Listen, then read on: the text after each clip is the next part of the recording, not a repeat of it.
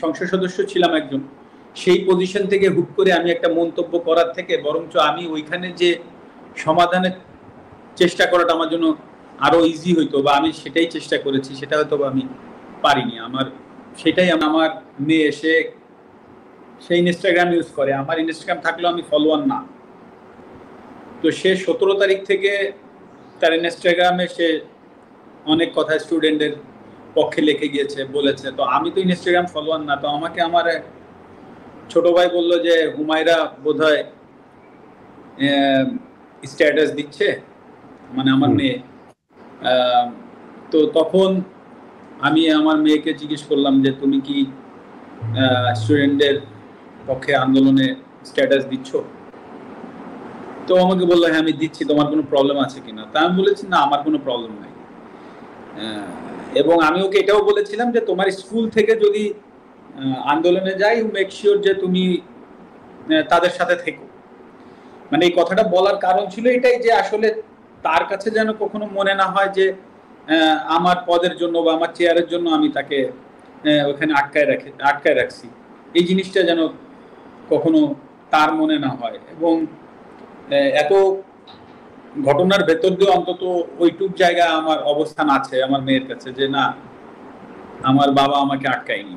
So ওই জায়গাটা আছে। তো আপনি যেটা বললেন যে পরিবারে বা ফ্রেন্ড সার্কেলে বা অন্যান্য আশেপাশে যাদের সাথে যারই আলোচনা আছে, সবাই সবার জায়গা থেকেই আসলে এটা পুশ করেছে বা এটা বলেছে। এটা তো খুব স্বাভাবিক, বাংলাদেশের সবাই যেখানে বলছে, আমার ক্ষেত্রে ব্যতিক্রম কিছু তো নিশ্চয়ই হয়নি। তবে এটাও সত্যি কথা নোমান ভাই, যেটা বললেন, আজকে আরেকটা কথা বলি এর ভেতরে অল্প একটু, যেটা হচ্ছে আজকে কোটা আন্দোলনের যে স্টুডেন্টরা আছে বা যে সমন্বয়কের ভেতরে একজন ক্রীড়া মন্ত্রণালয়ের উপদেষ্টা মহোদয় জনাব আসিফ সাহেব যিনি হয়েছেন, আপনি দেখবেন উনি কিন্তু খেলাধুলা নিয়ে এখন থেকে উনি কাজ করবেন, বাংলাদেশের সার্বিক খেলাধুলার বিষয়গুলো নিয়ে কাজ করবেন। এখন যদি আল্লাহ না করুক কালকে একটা প্রবলেম হয়, আল্লাহ না করুক যদি কোনো একটা খেলাধুলায় কোনো জায়গায় প্রবলেম হয়, উনি কিন্তু প্রধান উপদেষ্টা মহোদয় ডক্টর ইউনূস স্যারের কাছে যাবেন, বা সিনিয়র উপদেষ্টা মহোদয় যারা আছেন উনাদের সাথে আলোচনা করে এসেই কিন্তু উনাকে স্টেটমেন্ট দিতে হবে।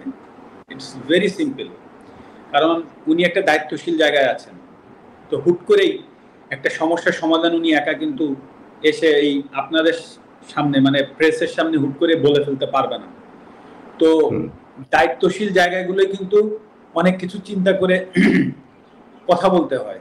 তো সেই জায়গা থেকে সেই জায়গাটাই কিন্তু আমি ছিলাম। হ্যাঁ, আপনি আমাকে খেলোয়াড় মাশরাফি বলছেন, আমি সেভাবে উত্তর দিচ্ছি, কিন্তু এট দ্য সেম টাইমে কিন্তু আমি একটা দায়িত্বশীল চেয়ারে বসেছিলাম। তো হুট করেই আমি কিন্তু ফ্রন্টে এসে একটা কথা বলে দিলাম, আর তাই নিয়ে একটা বিশাল আরো বড় কিছু হয়ে গেল। সেটার ট্যাকেল দেওয়ার ক্ষমতা আদৌ আমার আছে কিনা, বা বর্তমানে যারা কাজ করবেন তাদেরও কিন্তু এই জিনিসগুলো ভেবেচিন্তে কাজ করতে হবে। তো এটা কিন্তু ভেরি সিম্পল ব্যাপার। তো আমি যেটা বলতে চাচ্ছি যে হ্যাঁ, আমি ব্যর্থ হয়েছি, কিন্তু আসলে আমারও তো সীমাবদ্ধতা আছে বা ছিল, এটাও কিন্তু সত্য কথা। কিন্তু সেটাকে যে আমি এক্সকিউজ হিসেবে দাঁড় করাচ্ছি সেটা না। কারণ মানুষের দাবি ছিল, প্রথমত আমি একজন খেলোয়াড়, তারপরে আমি সংসদ সদস্য।